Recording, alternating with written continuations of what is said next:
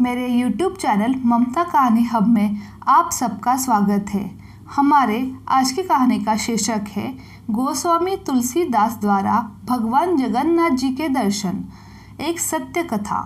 एक बार तुलसीदास जी भगवान का दर्शन करने श्री जगन्नाथपुरी गए। मंदिर में भक्तों की भीड़ देखकर प्रसन्न मन से अंदर प्रविष्ट हुए। जगन्नाथ धाम में जगन्नाथ जी का दर्शन करते ही वे निराश हो गए और विचार करने लगे कि यहाँ बिना हाथ पांव वाले लकड़े का विग्रह हमारा इष्ट नहीं हो सकता। बाहर निकलकर दूर एक वृक्ष के तले बैठ गए। सोचने लगे कि इतनी दूर आना व्यर्थ हुआ। क्या गोलाकार नेत्रों वाला हस्तपाद विहीन दारूदेव मेरा राम हो सकता है? कदापि नहीं। रात्रि हो गई। भूख प्यास के मारे तुलसीदास जी बहुत श्रमित हो गए थे। अचानक एक आहट हुई। वे ध्यान से सुनने लगे। अरे बाबा, तुलसीदास कौन है? तुलसीदास कौन है? एक बालक हाथों में प्रसादी भात की थाली लिए पुकार रहा था। तभी आप उठते हुए बोले, मैं ही हूँ तुलसीदास। कहो क्या बात है? बालक ने कहा, आप यहाँ हैं? मैं बड़ी देर से आपको खोज रहा हूँ। बालक ने कहा, जगन्नाथ जी ने आपके लिए प्रसाद भेजा है। तुलसीदास बोले, कृपया करके आप इसे वापस ले जाए। बालक ने कहा, आश्चर्य की बात है, जगन्नाथ का भात पाने दूर दूर से लोग आते हैं। कितने भक्त तरसते हैं इस प्रसाद को पाने के लिए, और आप अस्वीकार कर रहे हो, ऐसा क्यों?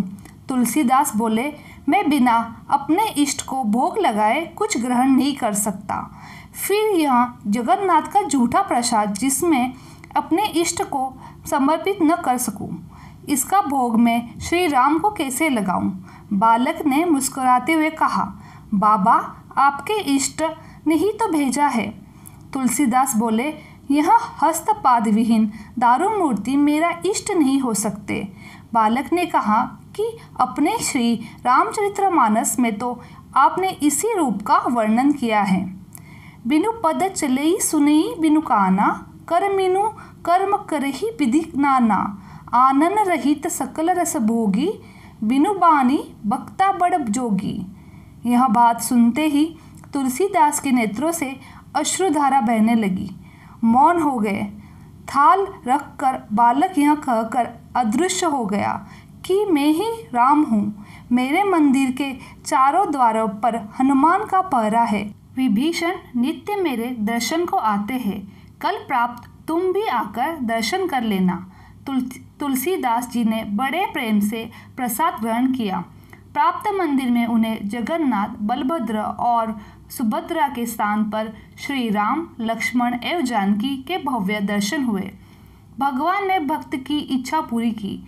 जिस स्थान पर तुलसीदास जी ने रात्रि व्यतीत की थी, वह स्थान तुलसी चौरा नाम से विख्यात हुआ। वहाँ पर तुलसीदास जी की पीठ बड़छता मठ के नाम से प्रतिष्ठित है।